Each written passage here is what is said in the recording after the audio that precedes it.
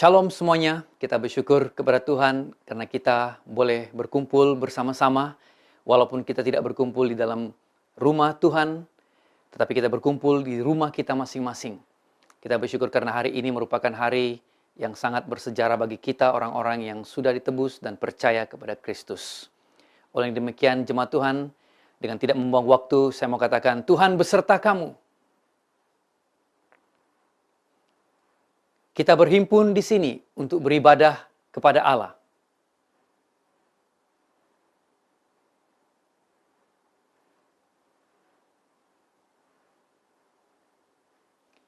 Siapakah yang mempercayai message kita dan kepada siapakah kuasa Allah itu dinyatakan?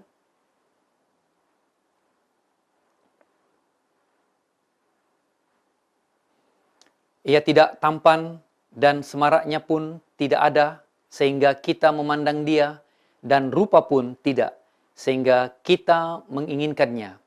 Ia dihina dan dihindari orang, seorang yang penuh kesengsaraan dan yang biasa menderita kesakitan.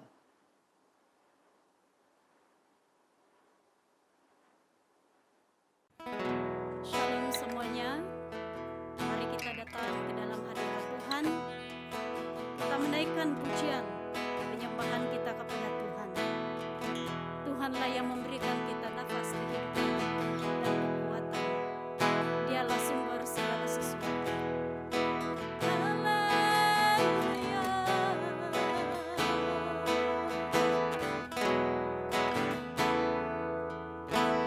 Engkaulah nafasku,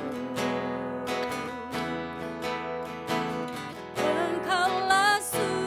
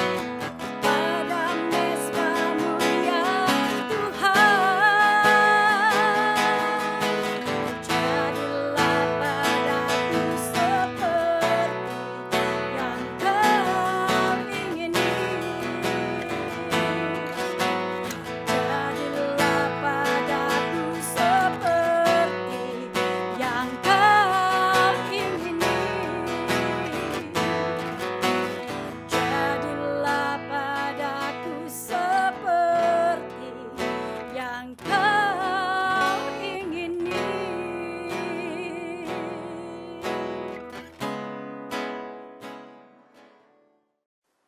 Mari kita berdoa. Bapa Maha Kuasa, pandanglah keluargamu ini dengan rahmat yang untuknya Tuhan kami Yesus Kristus rela dikhianati dan diserahkan ke tangan manusia yang jahat dan menderita maut di atas kayu salib, yang hidup dan dimuliakan dengan Engkau dan Roh Kudus, satu Allah sekarang dan selamanya. Amin.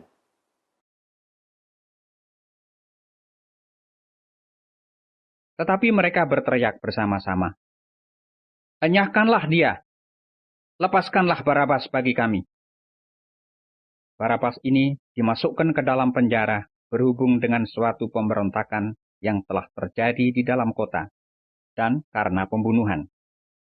Sekali lagi Pilatus berbicara dengan suara keras kepada mereka, karena ia ingin melepaskan Yesus. Tetapi mereka berteriak membalasnya, katanya, "Salibkanlah dia! Salibkanlah dia!" Kata Pilatus untuk ketiga kalinya kepada mereka, "Kejahatan apa yang sebenarnya telah dilakukan orang ini? Tidak ada suatu kesalahan pun yang kudapati padanya, yang setimpal dengan hukuman mati. Jadi aku akan menghajar dia, lalu melepaskannya." Tetapi dengan berteriak, mereka mendesak dan menuntut supaya ia disalibkan, dan akhirnya mereka menang dengan teriak mereka. Lalu Pilatus memutuskan supaya tuntutan mereka dikabulkan, dan ia melepaskan orang yang dimasukkan ke dalam penjara karena pemberontakan dan pembunuhan itu sesuai dengan tuntutan mereka. Tetapi Yesus diserahkannya kepada mereka untuk diperlakukan semau-maunya. Selamat berbakti, saudara dan saudara sekalian, dan selamat menyambut Hari Jumat Agung. Dimanapun kamu mengikuti siaran ini atas talian. Renungan saya kali ini adalah berdasarkan kepada suara-suara penyaliban. Sudut dan pendekatan kebaktian kali ini berbeza dari cara tradisional di mana kita mengendalikan kebaktian Jumat Agung ini. Ini karena wujudnya PKP bertujuan memutuskan rantaian wabak COVID-19 ini yang semakin mendebarkan. Namun tidak dapat dinafikan bahwa kesan dari semua ini adalah, pertama, kebaktian minggu kita hanya dapat dijalankan di rumah-rumah. Dan tidak ada perjamuan kudus sepanjang minggu kudus ini. Apakah daya kita? Dalam hal ini dan pada saat ini, kita juga adalah jemaat Tuhan yang mentaati juga peraturan kerajaan kita yang sedia ada ini. Nah, pada tahun ini kita menyediakan renungan atau khotbah yang secara tradisionalnya tidak diambil daripada dasar Alkitab atau 7 firman Tuhan terakhir di atas kayu salib. Tetapi saya akan membawa Anda merenung kepada suara-suara penyaliban dalam 3 bahagian renungan ini. Bahagian pertama kita akan melihat suara-suara sumbang negatif tentang penyaliban ini. Bahagian kedua kita mau melihat suara-suara positif. Dan yang ketiga, suara Allah sendiri. Saya berharap pendekatan ini dapat menolong kita mendalami lagi pengertian akan pengorbanan Yesus Kristus yang disalibkan sampai mati. Bercakap mengenai suara-suara ini sudah tentu ada banyak suara-suara juga, suara-suara kebimbangan dan kepedulian yang kedengaran lantaran penularan COVID-19 ini. Hal ini membuat kita bertanya kepada Tuhan juga, apa arti semuanya ini? Apakah Tuhan sudah meninggalkan kita? Nah, saudara, mari kita lihat bagian yang pertama. Penyaliban Yesus sebenarnya dimuktamadkan apabila Pilatus memutus untuk menyetujui suara-suara atau teriakan-teriakan yang mendesak dan menuntut supaya Yesus disalibkan. Saya panggil ini suara-suara sumbang. tuntutan ini sebenarnya adalah hasil hasutan yang diatur oleh pemimpin agama Yahudi. Di dalam Lukas pasal 23 ayat 23 dan 24 menyebut, tetapi dengan berteriak mereka mendesak dan menuntut supaya ia, yaitu Yesus, disalibkan. Dan akhirnya mereka menang dengan teriak mereka. Lalu Pilatus memutuskan supaya tuntutan mereka dikabulkan. Terdahulu dari itu, di rumah ibadat, Yudas bersetuju mengkhianati Yesus dengan ganjaran 30 keping uang perak. Orang yang aku cium itu, dialah Yesus, kata Yudas. Kemudian lepas itu dia pergi. Dalam Markus 14, ayat yang ke-45, berbunyi, dan ketika ia sampai di situ, ia segera maju mendapatkan Yesus dan berkata, Rabi, lalu mencium dia. Wow, suara yang menyebut guru. Rupanya bukan sapaan hormat, tetapi pengkhianatan. Dan bila Yesus dibawa kepada imam besar Hanas, Hanas menyiasat Yesus. Tetapi siasatan Hanas bukan bertujuan mendapatkan kedudukan fakta sebenar, tetapi ia hanya bertujuan menyatakan kesalahan. Dalam Yohanes pasal 18 ayat 19, maka mulailah imam besar, yaitu Imam Hanas, menanyai Yesus tentang murid-muridnya dan tentang ajarannya. Salah seorang penjaga pintu juga di sana membela niat jahat Hanas itu. Alangkah baiknya kalau siasatan Hanas itu dapat menjelaskan kedudukan fakta, kebenaran dan keadilan, sesuai dengan nubuatan dalam Alkitab tentang Mesias Yesus, ya kan? Tetapi suara-suara seperti ini memang sudah tekad menjatuhkan hukuman bersalah terhadap Yesus. Dan banyak lagi suara-suara sumbang yang lain. Para pemimpin agama bertanya, jika engkau adalah Mesias, katakanlah kepada kami. Tetapi bukan tujuan untuk percaya. Kamu sangka, apakah tindakan mereka kalau Yesus memberitahu dia tentang Mesias? Pilatus bertanya, adakah engkau raja orang Yahudi? Herodes bertanya, untuk mendapatkan banyak tanda-tanda semata-mata. Para askar mencemuh dia dengan mengatakan, hai raja orang Yahudi. Bahkan orang ramai berkata, salibkan, salibkan dia. Para pemimpin yang lain mencemuh dia sambil ketawa. Dia selamatkan orang lain. Biarlah dia selamatkan diri sendiri. Orang biasa mempersendat dia. Mari kita lihat apakah Elia akan menyelamatkan dia. Salah satu penjahat yang disalibkan bersama Yesus pada waktu itu mencela dia.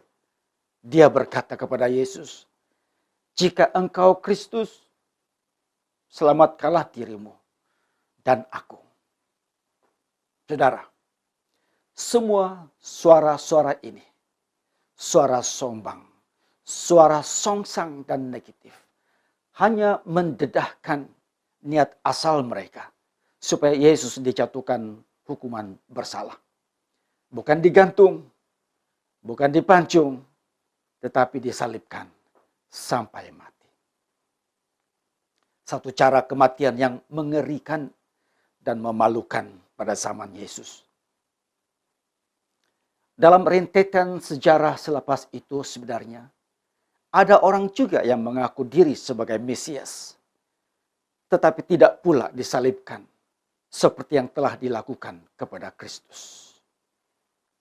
Ini karena saya percaya mereka ini bukan Mesias yang dikirimkan Allah ke dunia.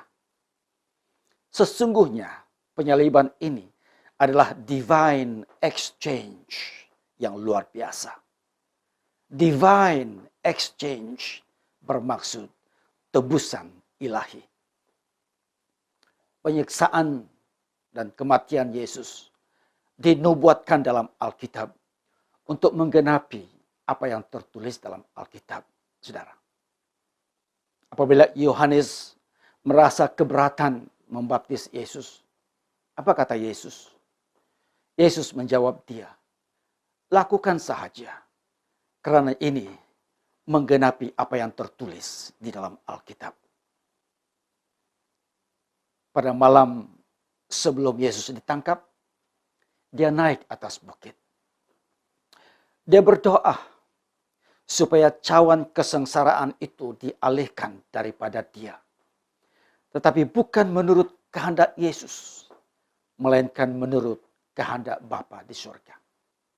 Yesus berdoa seorang diri sepanjang malam, sesungguh hati. Dia tertekan dan berpeluh seperti darah keluar dari dahinya. Dan Elia bersama Musa tampil menghibur Yesus, sambil juga mengingatkan Yesus apa akan terjadi kepada dia bila dia memasuki kota Yerusalem. Satu saat yang sangat menyiksakan, kan? Tetapi berkuasa menginspirasikan. Nah, dalam bahagian yang kedua seterusnya, saudara, kita akan merenungkan suara-suara positif pula.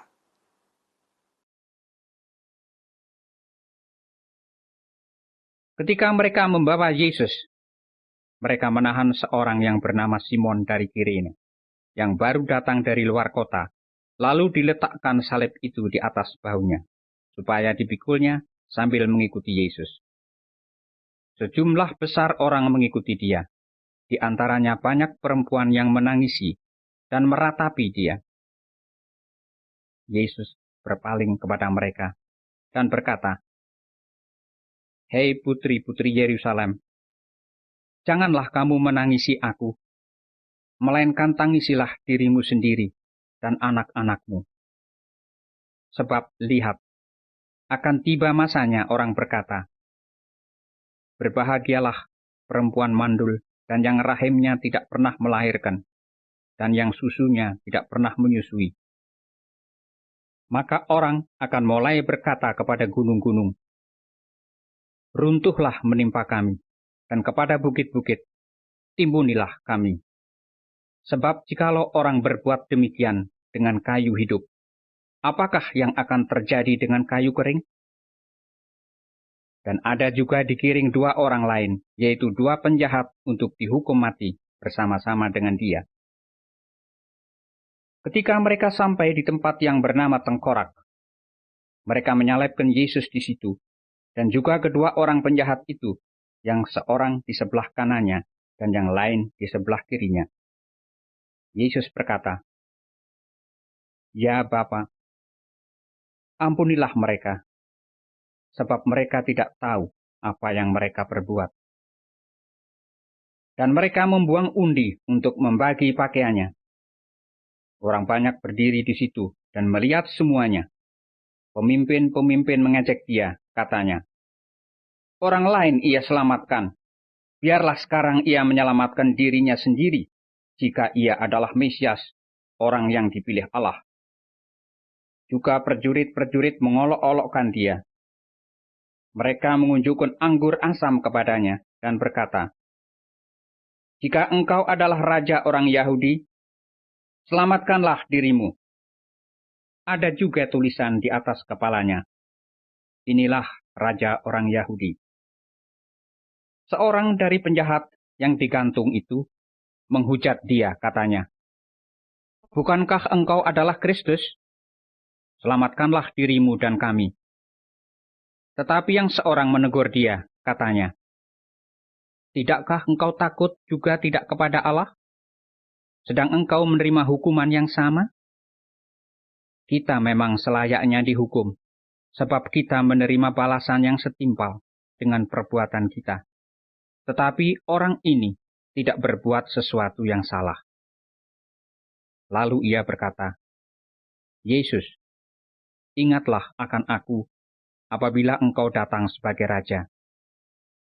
Kata Yesus kepadanya, Aku berkata kepadamu, sesungguhnya hari ini juga engkau akan ada bersama-sama dengan aku di dalam Firdaus. Kita kembali kepada renungan yang kedua, suara-suara positif. Berapa ramaikah suara-suara positif yang diucapkan manusia kepada Yesus? Kamu akan menjawab saya, tidak ramai. Bahkan terlalu sedikit jika dibandingkan dengan nisbah penduduk dunia. Saya agak, begitulah jawaban kamu. Saudara, dalam renungan yang pertama tadi saya telah menyebut suara-suara sumbang, suara-suara songsang, suara-suara negatif berkaitan penyaliban Yesus Kristus.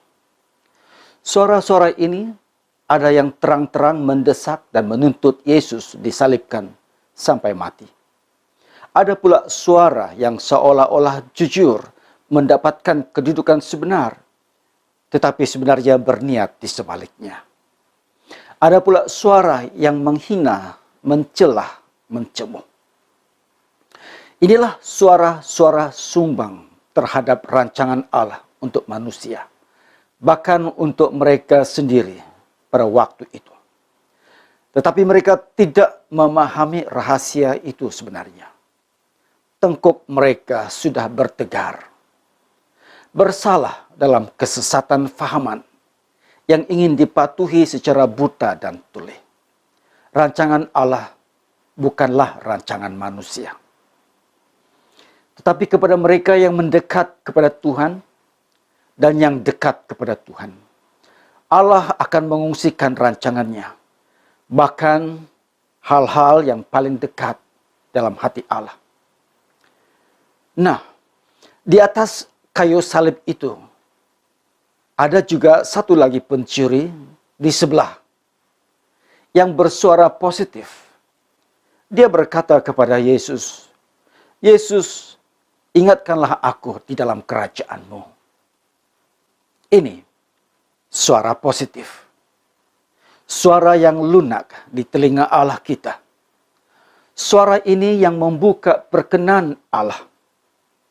Suara ini membuka pintu surga seluas-luasnya bagi pencuri itu.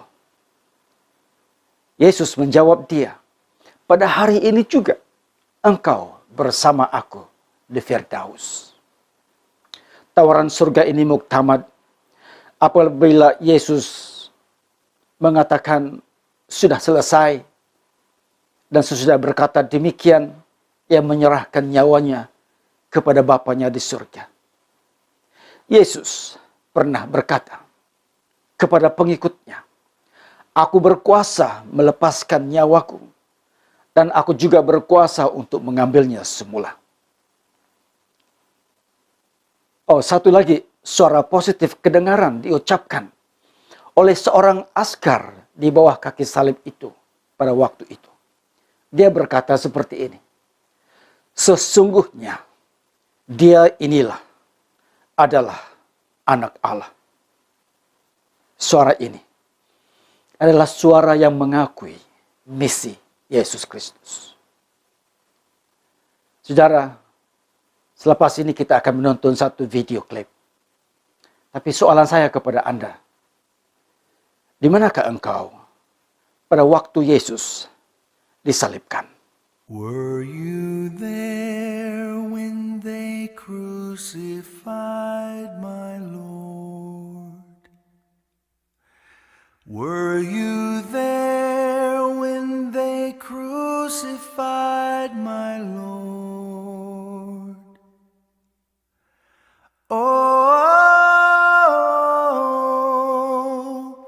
sometimes it causes me to tremble, tremble, tremble. Were you there when they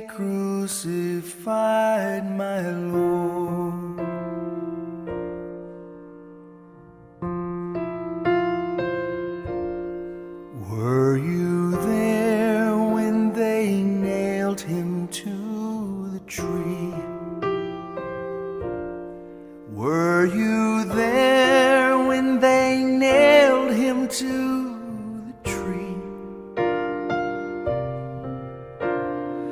Oh,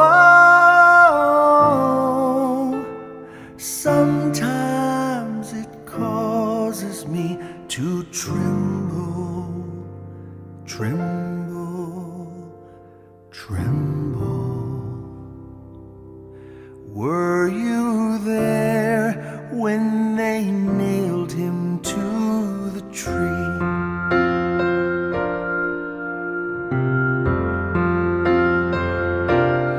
Were you there when they laid him in the tomb?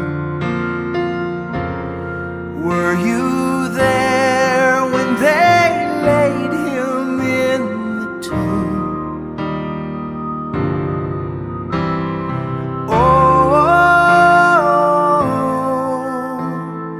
Sometimes it causes me to tremble, tremble, tremble. Were you there when they laid him in the tomb?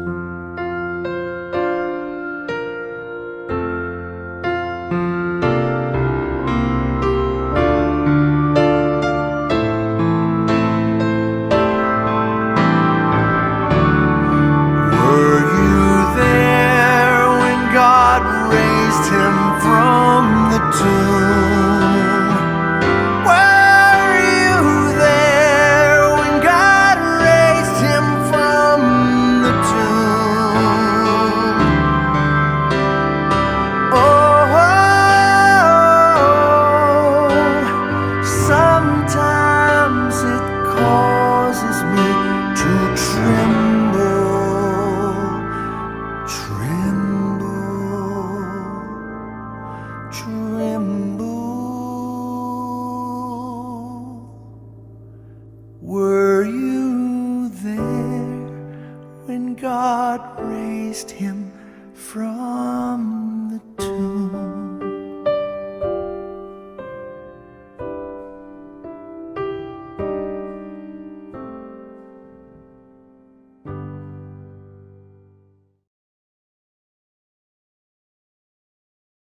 Ketika itu hari sudah kira-kira jam 12. Lalu kegelapan meliputi seluruh daerah itu sampai jam 3, sebab matahari tidak bersinar. Dan tabir bait suci terbelah 2. Lalu Yesus berseru dengan suara nyaring, "Ya Bapa, ke dalam tangan-Mu kuserahkan nyawaku." Dan sesudah berkata demikian, ia menyerahkan nyawanya. Ketika kepala pasukan melihat apa yang terjadi, ia memuliakan Allah, katanya, "Sungguh, orang ini adalah orang benar." Dan sesudah seluruh orang banyak yang datang berkerumun di situ untuk tontonan itu, melihat apa yang terjadi itu, pulanglah mereka sambil memukul-mukul diri. Semua orang yang mengenal Yesus dari dekat, termasuk perempuan-perempuan yang mengikuti dia dari Galilea, berdiri jauh-jauh dan melihat semuanya itu. Renungan kita yang ketiga adalah mengenai suara Allah. Adakah suara dari Allah kedengaran, dicatitkan pada waktu penyaliban Yesus Kristus? Seperti mana pada waktu Yesus dibaptis, ada suara Allah yang berkata, "Inilah anak yang kukasihi, dengarkanlah dia." Tetapi pada waktu Yesus disalibkan, tidak ada. Seperti kita tidak mendengar satupun suara dari Allah sepanjang episode hari penyaliban Yesus Kristus. Soalannya, mengapa Allah tidak bersuara langsung? Apakah dia buta tidak melihat betapa sengsaranya Yesus Kristus dipakukan di kayu salib? Apakah dia bisu tidak dapat berkata apa-apa? Apakah dia peka tidak tuli mendengar teriakan kesakitan Yesus Kristus? Apakah dia tidak berperasaan langsung, tidak berbelas kasihan, mengabaikan dan membiarkan Yesus menderita dan mati disalibkan di tangan orang jahat? Ataukah Allah sendiri begitu sengsara dan sakit, menahan kesakitan demi menyempurnakan satu-satunya cara karya penyelamatan manusia itu? Dia seperti hanya dapat melihat proses itu berkembang dan disempurnakan oleh dan di dalam Yesus Kristus. Hatinya terbagi dua. Pertama, hentikan penyiksaan ini. Tetapi karya penyelamatan itu akan gagal. Atau biarkan ia terjadi. Tetapi Allah dilihat sebagai kalah. Hasil dari Allah tidak bersuara atau tidak bertindak menjadi persoalan kita. Tetapi tujuannya akhirnya dapat dicapai. Karena Yesus pernah berkata, begitu besar kasih Allah kepada dunia ini, sehingga dia mengeruniakan anaknya yang tunggal. Barang siapa yang percaya tidak binasa, melainkan beroleh hidup yang kekal. Ini adalah suara Allah. Dan tidak perlu diulang sebut pada waktu penyaliban itu. Ada kan? Ada waktu bila message yang penting itu lebih kuat disampaikan hanya dengan berdiam diri. Mengapa Yesus disalibkan sampai mati? Pertama, untuk menyelesaikan masalah dunia yang semakin jauh dari penciptanya dan hilang arah dan hilang tujuan hidup baik karena dosa manusia. Dan yang kedua, halangan dosa ini solusinya diselesaikan melalui pengorbanan Yesus Kristus. Percaya kepada Dia yang mati di atas kayu salib. Hasilnya surga menjadi warisan dan milik kita. Harganya itulah penyaliban dan kematian Yesus. Tapi kemenangannya dapat diketahui pada pagi Paskah. Yesus bangkit dari kematian. Allah bukan tidak bersuara atau tidak peduli. Inilah suara Dia, suara Allah, suara kepedulian, suara tidak kedengaran, karya penyelamatan. Karena Allah berdiam diri bukan bermakna Dia tidak peduli. Inilah Dia, tebusan ilahi, divine exchange untuk kita semua. Marilah kita berdiam diri sebentar. Renungkan suara-suara penyaliban ini. Tanya, di dalam kategori manakah kita berada? Selamat menyambut Jumat Agung dan perayaan Paskah. Tetapi sesungguhnya penyakit kitalah yang ditanggungnya dan kesengsaraan kita yang dipikulnya. Padahal kita mengira Dia kena tulah, dipukul dan ditindas Allah.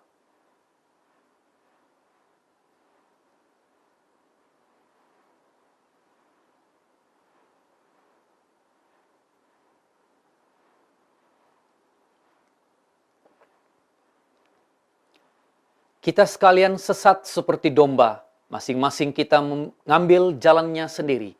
Tetapi Tuhan telah menimpahkan kepadanya kejahatan kita sekalian.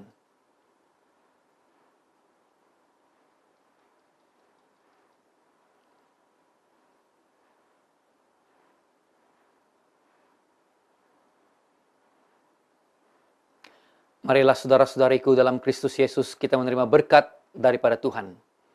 Sentosa Allah yang melebihi pengertian manusia, memeliharakan hati dan jiwa kamu di dalam pengetahuan dan kasih Allah dan anaknya Yesus Kristus Tuhan kita.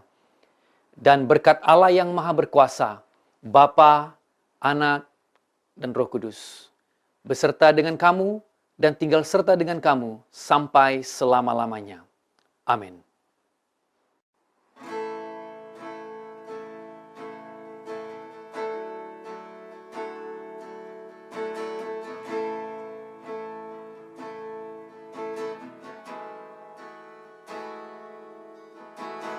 Dia Yesus telah mati bagiku.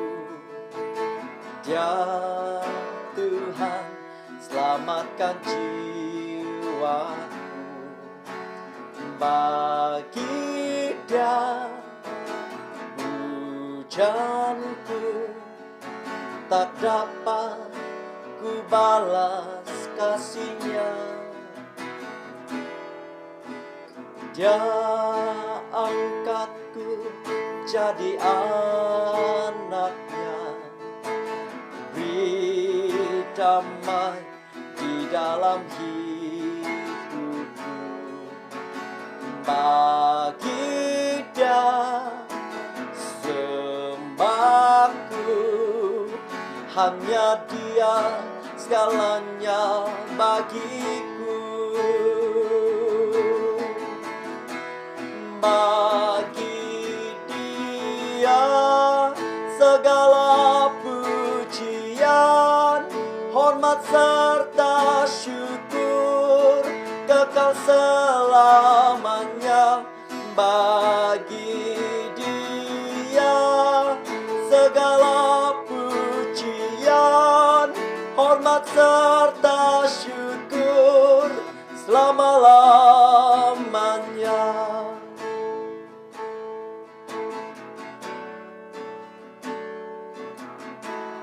Dia Yesus telah mati bagiku. Dia Tuhan selamatkan jiwaku. Bagi Dia pujianku tak dapat ku balas kasih-Nya. Dia angkatku jadi anak-Nya, beri damai di dalam hidupku.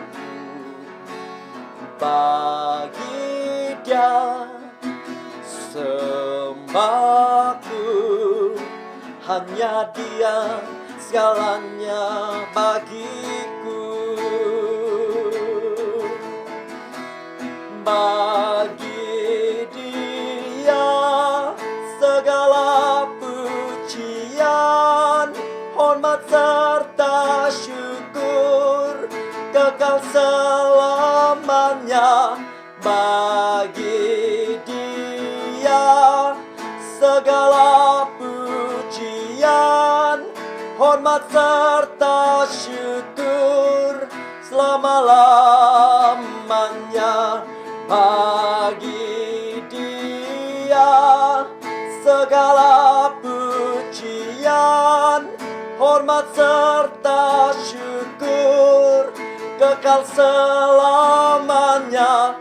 Bagi Dia segala pujian, hormat serta syukur selama-lamanya.